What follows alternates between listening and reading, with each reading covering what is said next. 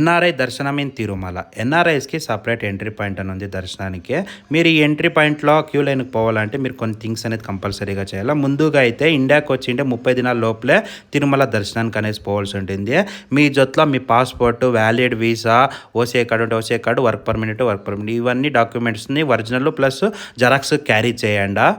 ఈ డాక్యుమెంట్స్ అంతా ఎత్తుకొని తిరుమలకి పోయి 300 రూపాయల ఎంట్రీ పాయింట్ అని ఉంటుంది. అక్కడ ఎవరిని అడిగినా చెప్తారు తిరుమలలో. అక్కడ పోతే మీకు ఇంకొక సపరేట్ ఎంట్రీ పాయింట్ అనేది ఉంటుంది ఎన్ఆర్ఐస్కి. ఆ ఎన్ఆర్ఐస్కి ఎంట్రీ లైన్లో పోయితే మిమ్మల్ని security guards passport, visa check చేస్తారు. గుర్తుపెట్టకుండా పాస్పోర్ట్లో స్టాంప్ అనేది కంపల్సరీగా చెక్ చేస్తారు. ఇండియాకి మీరు వచ్చింటే వితిన్ 30 డేస్లోనే దర్శనంకి అనేది పోవాలా. మీరు ఆ క్యూ లైన్లో పోతే మీరు వ్యాలిడ్గా ఉంటే మీ డాక్యుమెంట్స్ అంతా మీకు ఎన్ఆర్ఐ ఫామ్ అనేది ఒకటి ఇస్తారు. ఆ ఎన్ఆర్ఐ ఫామ్ అనేది ఫిల్ చేస్తే పర్ హెడ్ 300 రూపాయలు ఛార్జ్ చేసి మీకు దర్శనం టోకన్స్ అయితే అలో చేస్తారు.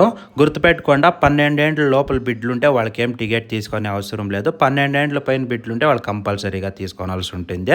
దర్శనం టైమింగ్స్ అయితే మనకి దగ్గర 3 to 5 అవర్స్ అయితే అవుతుంది. జనాలు తక్కువ ఉంటే ఇంకా బిర్యానీ కూడా అయిపోతుంది. ఈ టైమింగ్స్ అనేది మధ్యాహ్నం 12 గంటలు ఇంకా ఈవినింగ్ 7 లోపల మాత్రమే అలో చేస్తూ ఉండారు.